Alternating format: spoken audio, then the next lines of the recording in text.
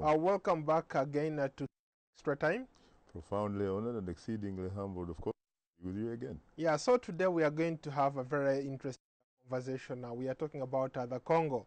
As a factor today, the government, I think, the Constitutional Court announced that they are going to extend the election until April. The election was supposed to take place in December November. This year, but it looks like Kabila and opposition party have won the day. Your thoughts, Shaka? Well, for the sake, I think, of the audience, we need to clarify which Congo we're talking about. There are two Congos, of course, as you know. And in this particular case, I suppose we're talking about the Democratic Republic of Congo, whose president is Joseph Kabila. You're right. They have been undergoing or having a dialogue, the government, with some opposition political parties, I might say.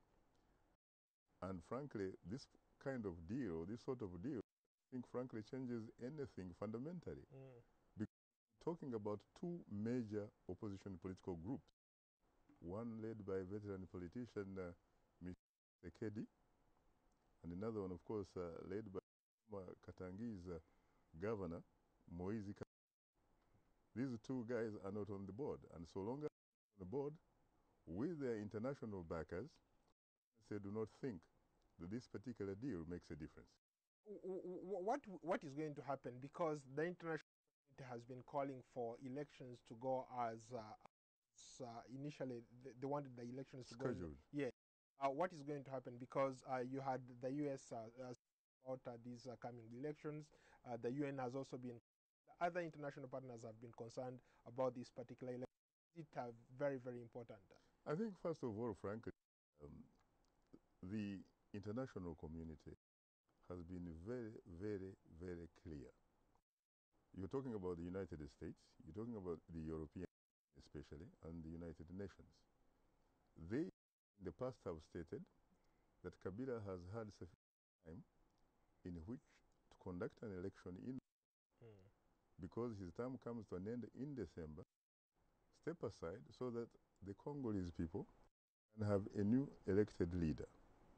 If you can have that, there is the other alternative, which in fact is a bit of, I think, what is called for in the Constitution, even though the Constitution, frankly, in some cases is very ambiguous about succession.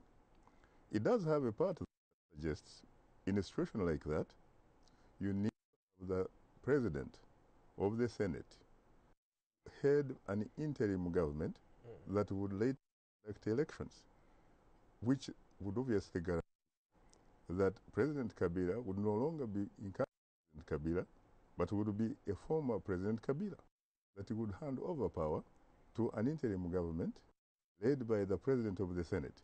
But I must add here, the Constitution remains very ambiguous to the extent, in the same breath, it also says that Kabila actually stay in power until a new president is elected. And that position has obviously been endorsed by the country's constitutional court. It proved that Kabila remains the president until a new president is elected. And of course, from what we know, this is not likely to happen until time in 2018. Kabila's critics are saying that he's to play the game just like the other leaders in the region have done. For example, you look at in Uganda, you look at Paul Kagame in Rwanda, Nkurunziza in Burundi, and Denis Sassou right across the border. What do you make of those that kind of criticism? Do you think you're forgetting about the huge one? I'm talking about Angolan President José dos Santos. So he's in good company, right? A man, of course, in power, frankly, since 1979, when his predecessor, Dr. Neto, died. Good company. However, the international community, especially the United States of America, I remember having a Straight Talk Africa show, the lady who is in charge of Africa for the United States, that is Linda Thomas Greenfield, I remember that question to her. I said, problem, why should you in fact be surprised that Kabila, frankly, is trying to stay in State House after all, the context in which he operates. When he sees across the road, you have the President Sassou Nguesso.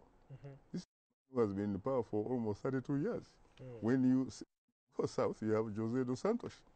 He has been in power, as I said, since 1979.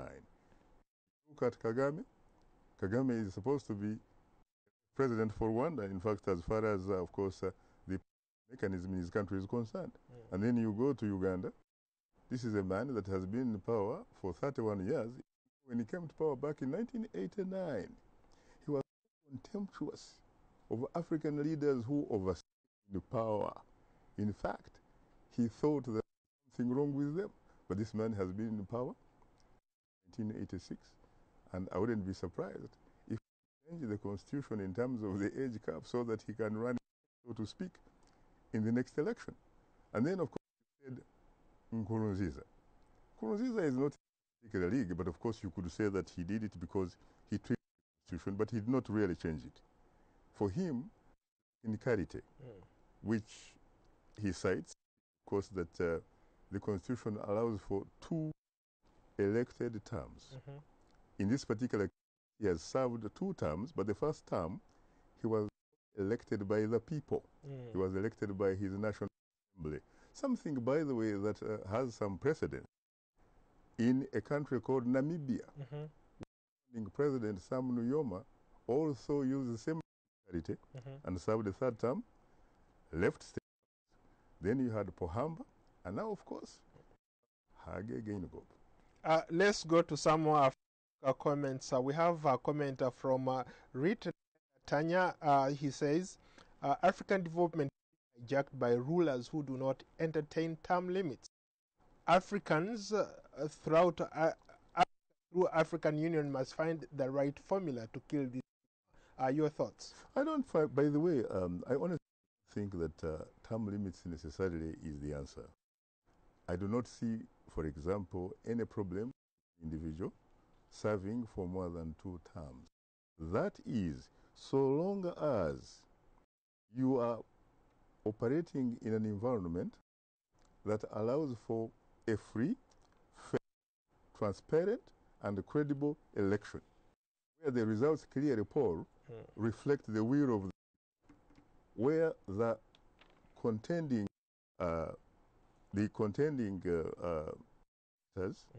have manifested access to people so that they can sell their message.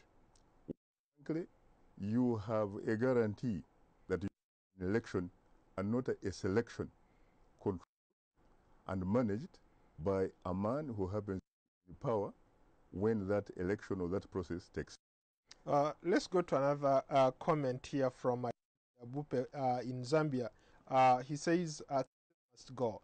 African presidents have a tendency to hold on to power even when their term is up. He gives examples of Robert Gabriel Mugabe, Yoweri Nkurunziza of Burundi, to name a few.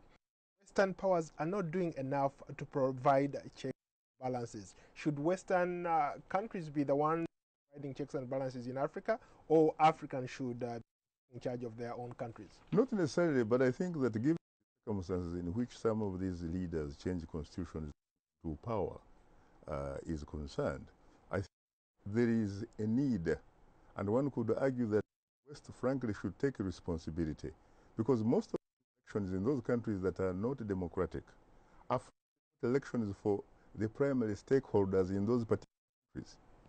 They are elections for the so-called development partners, who happen to be the donors, and therefore, for the most part, Western countries. I think that we should frankly look at the issue of the constitution.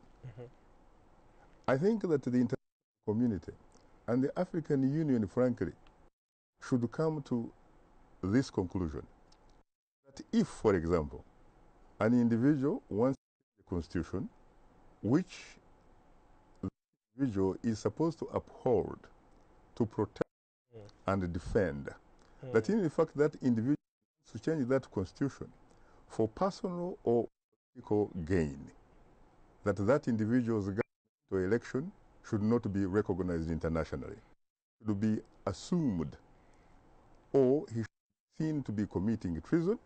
That process should be continued, just in the same way that when, for example, a general or a colonel or an officer wakes up very early with an AK-47 and uses power using the military, nobody on this planet Earth today that will recognize that government.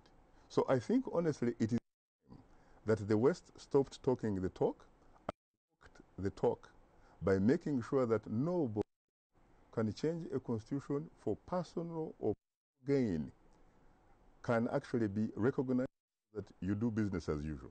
If that were to be taken, to be honest with you, that would be the end. How many have you seen so far in recent years?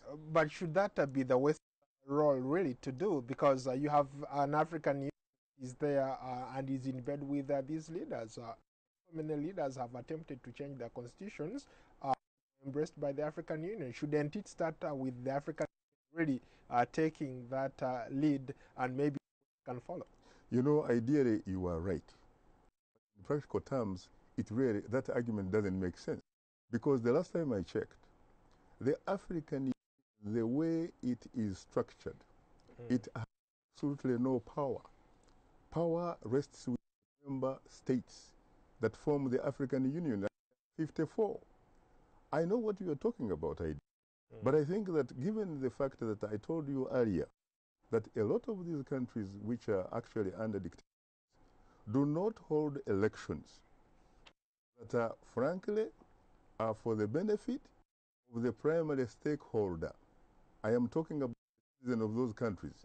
Those countries have, in a sense, transformed into subjects. Those dictators hold elections only to appease the so-called development partners. Development partners, fortunately or unfortunately, happen to be foreign powers, and in this particular case, for the most part, the Western world. If Washington, for example, or London or Paris stood and said, you know what, you are not going to have to go for another election here.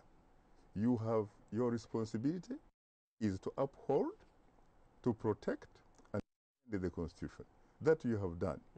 Anything of that is a violation of the Constitution. We are not going to do no more business with you. Nobody would change the Constitution. But what do you make of situations where countries have the sovereign right really to change the Constitution? As long as, I mean, the United States amended its Constitution to allow people like us to vote. Why can't these African countries amend their Constitution? They have to cater for some things that were not for when those constitutions were written. I don't think there is a constitution here. There's nothing wrong with the Constitution being changed, because the Constitution is a living document, not carved out of stone. But it should only be in a way that benefits the people that reflect what you just stated. Sovereign. Sovereign is the people. The people are the that own and have the power. It is not an individual. If in fact that were the case, then obviously those leaders change constitutions so as, for example, to reflect their personal or political interests. In a lot of cases, Paul, these individuals who change the constitution to have power, it is largely because they have probably committed some crimes and they feel so insecure that without presidential immunity living in the State House, there would be no life after State House for them. They would be probably or somewhere else. Yeah, somebody is asking a very interesting question on that. He says, Shaka, his name is Solomon Kitombe. Shaka, what is wrong with African leaders? What is on that seat? You know, it is very interesting because, in fact, I and a friend of mine were talking about that yesterday, that what is in the presidency, what is that when people get there, for some reason, they don't want to leave. And there are so many theories on that. But there is one that I probably not say on air. If I would say Yeah, they would probably, think that I am Trump or somebody else or what have you. What I can say, frankly, is that the people that do the business of changing constitutions, first of all, they are very insecure. They are cowards. Frankly, they do not that outside of State House life. And they are also operating in a society, for the most part, where there is no democracy. Democracy is simply lip service. You talk, but you don't, in fact, walk the talk of democracy. They basically use two constituencies for the state. One is the AK-47. It is the military, the tanks. It is the security forces, really. And again, we're talking about the treasury, the ministry. We're talking about a country or countries where an individual is in firm control of institutions of violence, intimidation, institutions that control money, and therefore they can use money to bribe or compromise some individuals. We are also talking about societies where a significant majority or a vast majority of the people in those countries are not socially or politically conscious, not aware so much that in fact they have constitutional rights. Them the masters and not the subjects of that particular in societies where people are socially and politically aware, that does not happen. Let's go to a tweet from Nigeria. Frederick Nigeria writes, leadership in Africa has become an epidemic where our leaders no longer respect the rule of law. Your thoughts?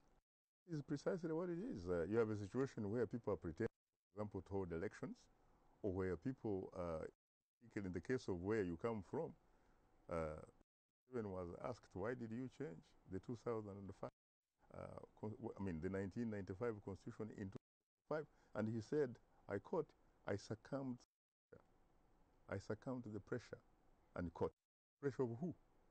He will, of course, say his people. But those people, if you had an environment where you had the freedom to look for those people and talk to them, you probably wouldn't find them. Interesting. But you are talking about an individual who happens to be in charge of a society where he happens to have the word. In fact, some people have said that some of these people, to be very honest with you, they suffer from a disease, having a pathological fear of fair competition. They cannot see themselves competing freely against their opponents for anything. They have to make sure everything is towards their advantage. They have to make sure, for example, that opponents' hands are tied behind their backs, their hands are tied together, and then when they punch, because for them they are free, okay, let me see you punching back. Can you practically do that? Absolutely not. That is the society, my friend, where conditions are changed. Okay, so let's go to another comment from William Kululo in Nigeria. He says the situation in DRC must claim the attention of all international bodies, the UN and the African Union. The safety of innocent civilians matters. Therefore, the UN and AU should consider additional deployment of troops before calling for the government and opposition into dialogue. Do you agree with that? You know, first of all, I think that there are people, of course, who are going to be, if you focus on the DRC, it is political, because they're going to be saying, look, we're in countries. These guys have been there for a very long time.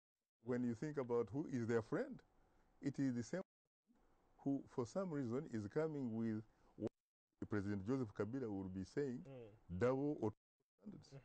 Why me? Of course, someone might say it's very different, and that's what I was told by Linda Greenfield. He said the Congo is different, and it is different. Is it because of the resources, the mineral resources that we get out of Congo? There's no question. In fact, somebody was saying that part of the problem is that the Congo apparently may have sold uranium to North Korea and probably Iran. And guess what? Second World War, the United States purchased uranium from the then Congo. That is the one that was used to build bombs that they used in Nagasaki, And in Hiroshima. Hiroshima, and that kind of stuff. And so they think that he has kind of like diversified most important, you know, or if you will. But again, the Congo has 9 countries. No other country on that continent has that. The Congo is incredible in terms of resources. You're talking about diamond. I mean, the diamond capital of the world in Mbujimai. Right. You're talking about gold. You're talking about Uganda oil around Lake Albert. But in fact, research will show that most, in fact, is on the other side, in the Congo. Right. Talk about a country that is fertile, as I talk about South Sudan. The eastern part of the DR is incredibly fertile, to the extent that, like Bukavu, for example, is like heaven on earth, the Garden of Eve, really, to be very honest with you. You have been in those places. You can see how green the terrain is. So you can imagine it's a place where you can simply throw beans, throw maize or corn, yams and what have you, and pineapple, and you name it. They will just jump out. Let's go to another Facebook comment here from BSJ in Uganda. Mr. Kabila stepped down. What honors the work of is when he respects the Constitution. We celebrate Madiba for giving up power peacefully. At least other Africans were expected to do, but unfortunately, not so many have done. Your thoughts? Very interesting. He's right, but unfortunately, he should also be conscious of the fact that there are exceptions to, and maybe in this particular case, the Madiba, former South African President Nelson Mandela, perhaps is an exception, because guess what? Get me another African president that served that, you know, for one and left office since at least 1997, when the Osagefo, the Redeemer, Dr. Kwame Nkrumah, received the instrument of political independence from the British on March 6, 1957. Show me another leader who did what Madiba did. You could talk, of course, about leader Leopold Sedar Senghor, but that one was in power for 20 years. You could talk about he was also in power at least for 20 years, and in fact, he even back to remove Biya and it didn't work. You could talk about Tanzanian founding president Julius Mwalimu Julius Kambarage, but he was in power for at least 24 years. So, my friend, Madiba happens to be exception to the rule. There is a comment from Kazoba Yusuf. Says, what happens in Congo depends on the people. The people should take an example of Burkina and look at what happened in Burkina. So if they allow to go into to stay, he will stay until they can't get him out. But they have power to make a difference there. He's a little edgy. Do you agree with his thoughts? I think that he has a point. There's no question about that. But about political reality here, there is no question that the Congolese people demonstrated the fact that they want a dictator. It is not only the fact that they have done it before Kabila, they even did it. Mobutu Sese Seko was a Banga who seized in 1965 and was in fact militarily overthrown by foreign forces in 1997. The Congolese go to the streets of Kinshasa, they demonstrate, which in fact is supposed to be a reflection, frank, of their constitutional right, at least in a democracy. And what happens? The government unleashes the forces, they fire live bullets, and the people die. So I think that more than that. I think they need a little bit, quote, foreign aid from the development partners. Without the development partners, without, for example, the International Monetary Fund, without the World Bank, it would be virtually impossible for Kabila or any other individual business as usual. But I think they should not only focus on Kabila, they should come up with a standard, not or triple standards, and say that, look, no president shall be allowed to change the constitution that he or she is supposed to hold, defend, and protect. And if we do it and do it for personal or political gain, we are not going to do business as usual with you, just in the same way as when an army officer overthrows a country, like it happened in Guinea Conakry, like in Mali. We are not going to do business with you. And that will not happen. If it happens, who is Kabila going to with in terms of being a government? Where is he going to sell his products? He has, which is in very much demand in terms of your cell, video phones, you name it. There's nobody who is going to buy it. You really think that stay in power? If he does, for how long? Final comment here. Somebody is asking, he's linking Kabila to the late Mobutu Sese Seko, the former president of the then Zaire. He's saying that what we have seen so far, Kabila is a duplicate of Mobutu. Do you agree with that kind of assessment? I don't know, because before I did not know Mobutu really, other than what we have talked about. In fact, I am very lucky because I just finished a book called Beyond the Storm, written by an American physician by the name William Close, MD, a man who went to the Congo in 1960 as a missionary for 6 weeks on the invitation of Congolese chief. In May 1960, 1 month before Congo attained its political independence, he ended up staying there for 15 years. And among the roles he was becoming a personal physician of President Joseph Desire Mobutu, who eventually, of course, after authenticity, became Mobutu Sese Seko Wazabanga. A lot of things about him, some good, some not so good. Talks about him as a dictator and what have you. Having said that, I know, or at least I used to know a little bit about Kabila, but frankly, not a lot for me to talk about it publicly. For that, in fact, listening to us, I would frankly appeal to him to give me an interview, or at least a show of Straight Talk Africa, an edition or series of editions of Straight Talk Africa, so that he can explain through the program why he thinks that his situation is particularly unique, why he honestly thinks that he does not need to leave office in December. It's necessary for him to postpone the election. Of course, he will say it is the Electoral Commission, even though some people will tell you he's the one who appoints the people that man the Electoral Commission, who controls it. He might also say that, of course, he has been endorsed by the Constitutional Court, but some people also will tell you he probably appointed the judges that form the Constitutional Court.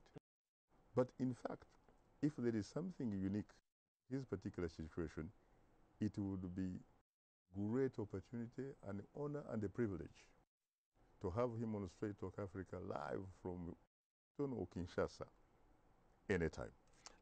Final question. You seem to have a lot of trying to ask questions from Tanzania.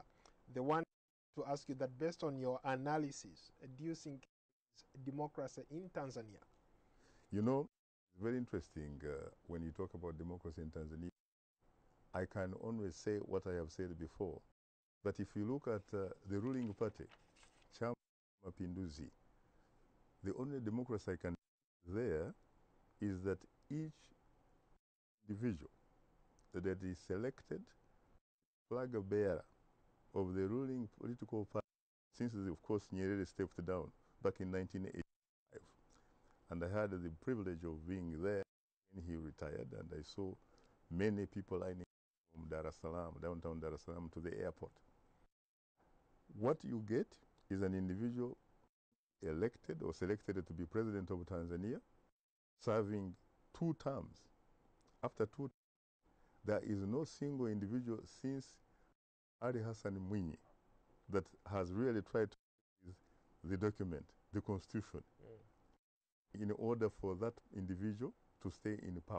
And after Ali Hassan Mwinyi, Benjamin Mkapa, he did his turn. Then you had Kaya Mrisho Kikwete, he did his 10 years. And then now you have John Paul Magufuli, who just started really the second year, I think, of his presidency. So, yes, you could say there is some element of democracy within Chama cha Mapinduzi, even though some call it Chukua Chako Mapema, implying some corruption. And of course, lately you see what Magufuli is up to. Is he a Democrat? I don't know. But you could say he was elected by people, if the election is disputed. But beneath the president, within the ruling Chama cha Mapinduzi, I think, frankly, it is not significantly different from the neighboring countries. What about the opposition political parties? Go to Zanzibar. You talk to Saif Sharif Hamad of Civic United Front. He has won the last 3 elections, but each time he wins, Chama cha Mapinduzi declares victory. You had the last one where almost everybody agreed that Chama cha Mapinduzi lost the election. That in fact, Saif Sharif Hamadi was on the way to being finally the president of Zanzibar. Everybody, including even the African Union, particular case, by the way, the East African observers, the European Union, the Commonwealth, everybody that you can think about, the ruling party, to have a rerun. The election was annulled by an individual, chairman of the Electoral Commission, an individual, not even a commission, but an individual, which in fact is constitutional. But they went on and had a election, and now you have the man who was in power, still the president, Dr. Shen. On that, Shaka, we are running out of time. Thank you so much. I will see you on another edition of our Shaka Extra Time. Thank you so much. Welcome. Yep.